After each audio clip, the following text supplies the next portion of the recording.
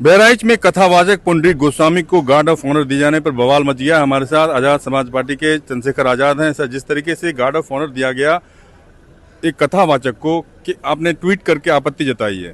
देखिए, मैं संविधान को मानने वाला व्यक्ति और संविधान के विरुद्ध में, नियम कानून के विरुद्ध में कुछ भी होगा तो मेरी आपत्ति जरूरी है।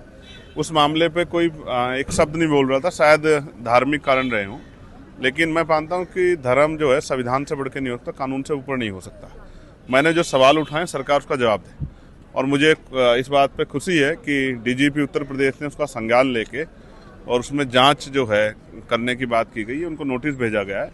बेसिक ये है कि जो आदमी की संवैधानिक पद पे नहीं है, धर्म के आधार पे क्या आप उसको परेड, सलामी, उस तरह का प्रोटोकॉल दे सकते हैं? इसका जवाब जो है गार्ड ऑफ ऑनर उनको क्यों दिया गया, इसका जवाब उत्तर प्रदेश पुलिस को, सरकार को देना है। क्या ये सरकार की मर्जी से हुआ है, डीजीपी की मर्जी से हुआ है, या फिर ये भूलवश हुआ है, या फिर किसी आदमी के व्यक्तिगत सम्मान या व्यक्तिगत जो है हितों या उसकी व्यक्तिगत इच्छा के कारण हुआ है? तो कोई कानून से बढ़कर कैसे हो सकता है, संविधान के बढ़कर कैसे हो सकता है? इसका जवाब उत्तर प्रदेश पुलिस को देना। मैं तो उम्मीद करता हूँ कि अगर ये कानून सम्मत नहीं है तो इस पर कार्रवाई होनी चाहिए। आपको लगता है जिस तरीके से पुलिस लाइन का इस्तेमाल किया गया गार्ड ऑफ ऑनर देने में, सैल्यूट मारा गया कथावाचक को, वो अपने आप में आपत्तिजनक है? बिल्कुल आपत्तिजनक है। किसी भी धर्म के होते, वो इस धर्म के नहीं, किसी भी धर्म के होते। आप ये समझिए, जो व्यक्ति संवैधानिक पद पे नहीं, उनको गार्ड ऑफ ऑनर का अपमान है। ये गार्ड ऑफ ऑनर किसको दिया जाता है? क्या ये एसएसपी भूल गए? क्या डीजीपी उत्तर प्रदेश या मुख्यमंत्री जी भूल गए किसको दिया था? क्या आप इसकी मजाक बना रहे हो? ये जो सम्मान है, इसकी रिस्पेक्ट है, उसको आप इतना कमजोर कर दोगे कि हर आदमी के आगे नतमस्तक मिलोगे, ये ठीक नहीं है।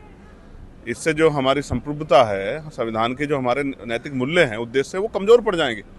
और संविधान सर्वोपरि है, उसके खिलाफ नहीं जाने देंगे हम किसी को। इस तरह करेगा तो हम लोग इसका विरोध करेंगे। मैं देख रहा था कल बहुत लोग चुप थे, ऐसा नहीं कि सबने देखा नहीं था, लेकिन जब मैं बोला हूँ फिर लोगों की सांस में सांस है कि अभी हम भी इस मामले को उठा सकते हैं। अगर कोई संविधान विरोधी कार्य होगा तो चंद्रशेखर उसका जवाब मांगेगा, चाहे वो उत्तर प्रदेश सरकार करे, कोई और सी सरकार करे, चाहे विपक्ष हो, चाहे सरकार हो, या फिर पक्ष हो, या फिर केंद्र सरकार हो, सबसे जवाब मांगा जाएगा।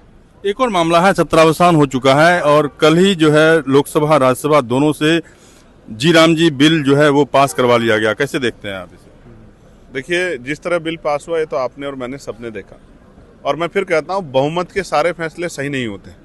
ये बिल जब पहले आया था तो भी बहुमत से पास होकर आया था 2005 में, और आप ये समझिए बहुमत ने तो सुकरात को भी जहर दे दिया था।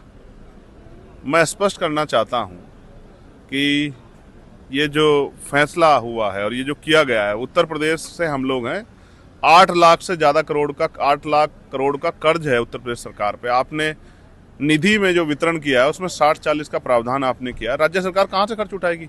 4.5 करोड़ से ज़्यादा नाम कट चुके हैं अभी तक जो जॉब कार्ड बनते हैं मनरेगा के, उनमें तो सरकार, मुझे तो ऐसा लगता है सरकार इस योजना को खत्म करना चाहती है दूसरे रास्ते से।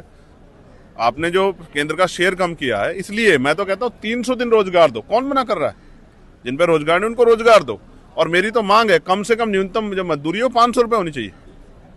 क्या आप ये 232 क्या ये 232 या 235 या 240 के सम्मानीय मजदूरी है? नहीं, बिल्कुल नहीं है, नहीं आता है।